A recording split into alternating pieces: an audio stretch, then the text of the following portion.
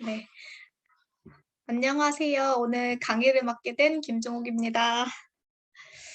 강의를 하기 전에 이렇게 기회를 주신 저희 스폰서님들께 너무 감사하고요. 저도 이거를 준비하면서 저부터 먼저 돌아보는 시간이 됐던 것 같아요. 그래서 먼저 제가 알고 있는 내용을 최선을 다해서 한번 공유하도록 해보겠습니다. 저희가 항상 성공을 원하잖아요. 근데 성공의 8단계 중에 제가 이제 3단계와 4단계 오늘 강의를 할 건데요. 3단계는 이제 명단 작성이잖아요. 저희가 명단 작성을 하기 전에 세상에는 대상이 없는 사업은 존재하지 않잖아요. 그렇기 때문에 저희가 명단 작성을 해야 된다라고 이야기를 하는데요. 명단 작성을 할 때 저도 처음에는 되게 많은 고민을 했었어요.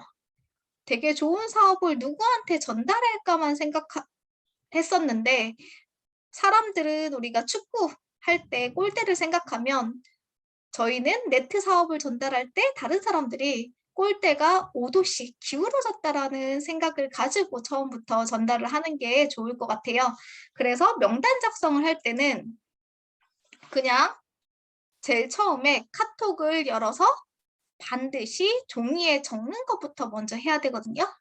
그런데 내가 여기에서 정리를 하면 안 돼요. 그냥 생각나는 가나다라 순으로 무조건 먼저 적어보는 것부터 해야 돼요.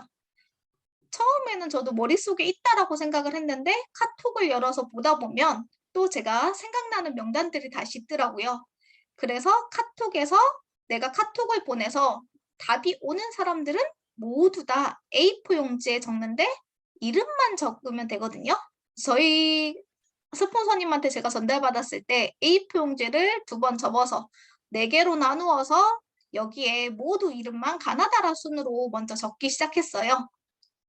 그 다음에 거기에다가 경력자면 별 하나, 성별이 여자면 별 하나, 경제력은 그냥 160만 원에서 170만 원 정도 저희 제품을 체험할 수 있는 경제력만 가지고 있으면 별 하나, 나이는 45세로 이제 전후로 해서 35세부터 45세 까지가 가장 활발하게 네트를 할 수 있는 나이라고 하지만 저희 스폰서님들을 보면 나이에 상관없이 이렇게 열정적으로 하시는 모습을 볼 수 있는 것 같아요.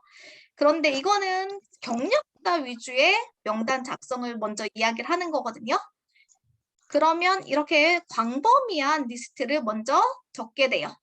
거기에서 20명에서 30명으로 압축 리스트를 만들게 되거든요. 여기에서 별표가 많은 순서로 압축 리스트를 정리하면 좋을 것 같아요. 그리고 명단을 작성하잖아요. 그러면 스폰서님하고 상담이 참 중요해요. 왜냐하면 스폰서님하고 상담을 통해서 방향성을 잡을 수 있고요. 확률을 높일 수 있기 때문에 저희가 스폰서님과 함께 상담을 통해서 리스트 상담을 받잖아요. 그러면서 성공 확률을 높일 수 있는 수단이 되기 때문에 항상 상담이 중요한 것 같아요. 그리고 저도 이렇게 명단을 카톡을 보면서 제가 그냥 이렇게 제끼는 경우도 되게 많았었거든요. 그런데 저희는 그 사람 하나 뒤에 100명의 사람들이 있잖아요. 그래서 그 많은 사람들 중에 제가 제낀 사람들 중에서 또 할 수 있는 사람이 나올 수도 있기 때문에 항상 모든 명단을 다 적는 게 중요한 것 같아요. 그리고 저희가 그렇게 명단을 추리기도 하지만 부업자들은 처음부터 이렇게 많은 광범위한 명단을 적을 수 없거든요. 그렇기 때문에 저는 사업자, 소비자, 부업자 이렇게 5명씩만 한번 적어보라라고 저는 부업자한테는 그렇게 제안을 해요. 그래서 5명 중에 1명을 만나고 나면 1명만 더 추가해서 적어보자. 이렇게 해서 항상 5명이 될 수 있도록 이렇게 부업자들한테는 많이 안내를 하는 편이거든요. 그래서 그런 방법도 너무 좋을 것 같고요. 또 이제 명단을 작성하라고 하면 부담스러워 하시는 분들이 있어요. 그런 분들한테는 저희는 자연스럽게 대화 속에서 그 사람의 명단을 끌어내서 제가 그분의 수첩을 따로 만들어요. 그래서 수첩에다가 그분이 이야기하는 명단을 하나씩 제가 적어 놓거든요. 그러면서 메모를 해놓고 그분을 만날 때마다 그 노트를 가져가서 그 사람의 명단을 함께 적어주는 역할도 하거든요. 그러다 보면 그분이 어느 순간 명단을 적기도 하거든요. 그래서 이런 방법을 사용하기도 하기 때문에 그런 방법도 한번 사용해 보시면 너무 좋을 것 같아요. 저희가 항상 명단을 적을 때는 종이에 먼저 적는 게 가장 중요하고요. 거기에서 압축 리스트 20명에서 30명 어려우면 5명씩이라도 이렇게 한번 적어보는 걸 연습해 보는 게 너무 중요하고요. 처음에는 힘들지만 나만의 루틴을 정해서 한번 해보시는 게 너무 좋을 것 같고요. 이렇게 적었다고 하면 사업자인지 부업자인지 소비자인지 우리가 한번 분류를 해보고요. 거기에서 저희가 예상 조직도를 한번 그려보면 좋을 것 같아요. 예상 조직도를 그려보면서 나의 앱을 그리면서 시각화하면서 제가 또 다른 명단이 또 생각나기도 하거든요. 그래서 항상 아침마다 저는 이거를 보고 하루 일과를 시작하거든요. 그래서 여기 계신 분들도 한번 아침마다 내 명단 작성한 거를 한 번씩 본다면 그날 사람마다 다른 사람이 보이거든요. 그때는 그 사람이 타이밍이 아니었지만 조금 시간이 지나면 그 사람의 상황이 바뀔 수도 있거든요. 그렇기 때문에 항상 명단을 작성해 보는 게 가장 중요하다라고 저는 이야기를 하고 싶어요. 그리고 저는 이제 저만의 루틴은 저는 일요일마다 이제 오후에는 명단 작성을 매주 하거든요. 처음에는 이게 너무 힘들었어요. 그런데 지금은 매주 저도 이제 명단을 작성하는 거 항상 이런 것들은 누구보다 나부터 먼저 실천하는 게 가장 중요하다라고 생각하시면 되고요. 이렇게 매주 일요일마다 명단 작성도 하지만 매달 다시 한번 핸드폰을 열어서 다시 한번 정리하는 시간을 가지면 너무 좋거든요. 이때 예전에 썼던 명단을 보고 쓰기보다는 다시 핸드폰을 열어서 카톡으로 다시 한번 매달 써본다고 하면 다른 명단이 또 보이기 시작하고요. 아까와 조금 겹치는 부분이지만 사업자, 부업자, 소비자. 여기에서 소비자는 제품을 잘 먹는 사람은 이제 소비자라고 보시면 되고요. 소비자는 그냥 잘 먹을 수 있도록만 저희가 안내하면 되고요. 부업자는 저희가 100만 원 정도 벌기를 원하시는 분들이에요. 그러면 당연히 제품을 드시면서 소개도 하고요. 이렇게 줌이나 저희 시스템에 참석을 해서 회사 제품 보상에 대해서 공부를 하면서 사업을 펼쳐 나가야 되고요. 사업자는 한 사람이라도 리크루팅을 해서 함께 하는 사람이 있는 사람이 이제 저희는 사업자라고 이야기를 하기 때문에 사업자랑 부업자라고 하면 예상 조직도를 항상 그려보면서 시각화하는 게 너무 중요하고요. 이렇게 명단을 작성했으면 저희는 상태 체크를 한다라고 이야기를 하잖아요. 그럼 스폰서님과 상담을 한 후에 그 사람을 어떻게 만나서 어떻게 관계십을 할 건지를 전략과 전술을 세워서 이제 저희가 가잖아요. 그래서 그거대로 한번 해보고 예스냐 노에 따라서 다시 상담받고 피드백 받고 저희가 방향성을 잡아가는 멘토 사장님이 이제 저희 스폰서 사장님이라고 보시면 될 것 같아요. 그리고 그때 이제 네트워크로서 자기의 꿈과 목표, 얼마 벌고 싶은지, 몇 년 동안 얼마를 달성할 건지, 그럼 저희 보상에 다 나와 있잖아요. 그것처럼 이제 설계 도면을 그릴 수 있는 기초가 되기 때문에 그런 상태 체크를 하셔서 또 그 다음에 스폰서와 상담을 해서 확률이 높은 사람을 찾을 수 있는 전략과 전술을 항상 함께 해야 된다라고 생각하시면 돼요. 그러면 저희가 이렇게 리스트를 상담을 하고요. 그 다음에 저희가 리스트를 상담하는 거는 그 다음에 미팅이나 줌 미팅이나 아니면 1대1 미팅으로 초대하려고 하는 거잖아요. 그러면 만남과 초대를 하기 위해서는 농부의 마음으로 저는 이제 만남과 초대를 한다라고 보면 되는데요. 저희가 만남과 초대를 하려고 하면 먼저 전화를 하잖아요. 그런데 전화로 어떤 분들은 다 주네스에 대해서 이야기해요. 그러면 그분과 만남은 이루어지지 않잖아요. 그렇기 때문에 전화는 1분에서 2분 정도로 약속을 잡는 도구로 사용하면 너무 좋고요. 저는 처음에 전화할 때도 너무 떨렸었거든요.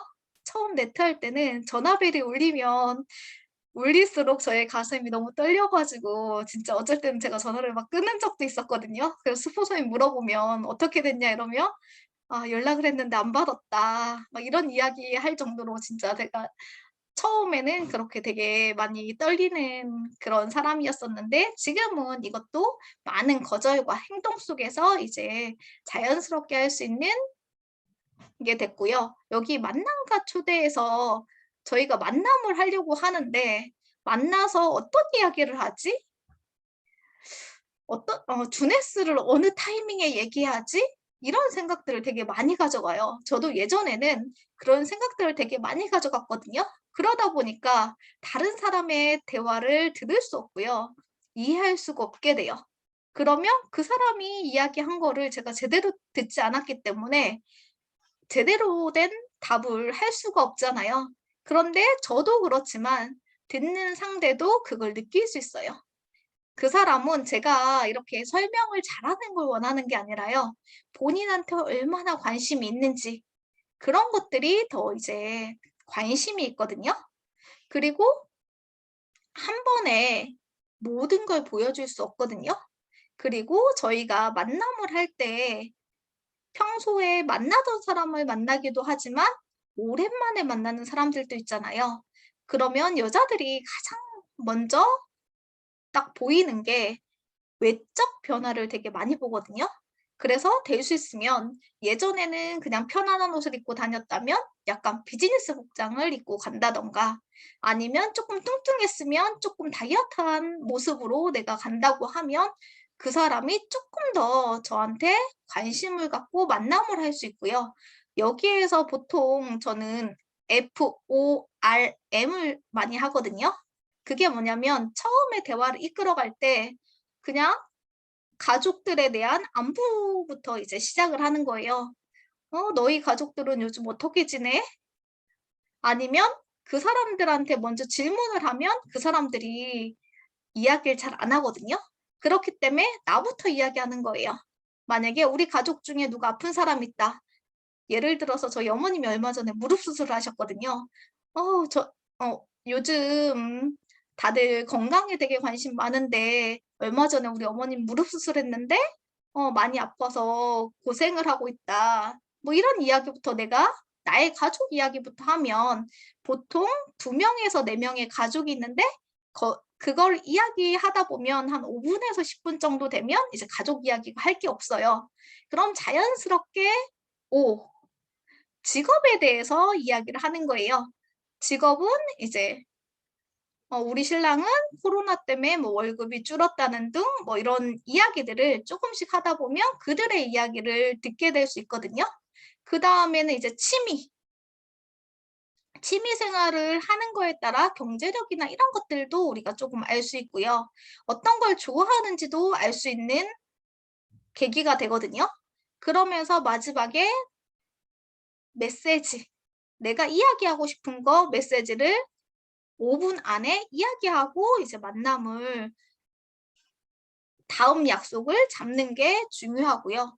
한 번에 모든 걸 다 이야기하면 다음 약속을 잡을 수가 없기 때문에 조금만 약속 잡는 거. 그렇지만 평소에 만났던 사람들은 그냥 한 번 만나서 이야기해도 되지만 오랜만에 만난 사람들한테는 바로 주네스 이야기를 하지 말고요. 2번이나 3번의 만남을 통해 그다음에 주네스 이야기를 꺼낸다라고 보시면 돼요. 진짜 만약에 저희가 결혼을 한다라고 했을 때 청첩장을 진짜 오랜만에 연락해서 청첩장이 딱 왔다. 그랬을 때 저희 마음이 어때요? '아 이것 때문에 나한테 연락했구나.' 이런 생각이 들잖아요. 주네스 네트워크가 너무 좋지만 만나자마자 오랜만에 만난 친구한테 그걸 이야기하면 그 친구도 그런 마음일 수 있기 때문에 오랜만에 만난 친구들한테는 전화 통화든 만남을 2-3번 정도 한 다음에 주네스를 알리는 게 좋다라고 저는 생각이 들거든요. 그러면서 그다음에 약속을 잡았으면 요즘 현실 점검이나 내가 이제 왜 주넷을 했는지, 그리고 요즘 대안이 필요하잖아요. 직장 생활을 해도 안전하지 않아서 미래를 불안해하시는 분들도 있고요. 오늘 만나신 분도 직장이 나가기 싫대요. 노동 수입의 한계잖아요. 그러면 그런 것들을 통해서 현실 점검을 잘하고 Y주넷을 잘하는 사람이 그 다음 미팅을 잡는 걸 너무 잘하거든요. 그래서 여기에서 저희는 5, 3, 2를 항상 이야기하는데 5는 Y주넷까지 내가 이야기를 해서 그 사람이 주넷을 들어볼게까지는 내가 해야 되는 일이에요. 그 다음에 3은 스폰서가 비전을 줄 수 있게 사업 설명을 할 수 있는 시간을 30분에서 1시간을 만드는 게 스폰서는 비전을 전달해주는 사업 설명을 해주시는 거고요. 2는 저희가 다시 제품을 먹을 수 있게 오더를 받을 수 있는 역할은 본인이 또 해야 되는 거거든요. 그래서 처음에는 1대1 미팅을 많이 잡으시면 좋고요. 내가 조금 아직은 회사 제품 보상을 설명할 수 없다라고 하면 스폰서 프로모션을 잘 할수록 사업에 조인될 수 있는 확률이 높다라고 보시면 될 것 같아요. 그리고 저희가 이렇게 대화를 제가 이거는 책에서 캡처한 내용인데요. 대화의 기술에는 첫 번째, 경청하라. 저희가 경청을 잘 해야지만 그 다음에 어떤 전략으로 갈 수 있는지 스폰서하고 상담을 해서 전략과 전술로 갈 수 있거든요. 그리고 저희가 대화를 할 때 주도권을 상대가 가지고 있는 경우가 있거든요. 그거는 그분에 대한 질문에 내가 대답만 한다면 그 사람의 끌려가는 대화를 할 수 있어요. 그러면 그분이 어떤 이야기, 만약에 다단계 아니야? 그러면 너는 왜 다단계라고 생각해? 이렇게 질문을 반대로 던져보면 그 사람의 생각을 조금 알 수 있는 시간이 되거든요.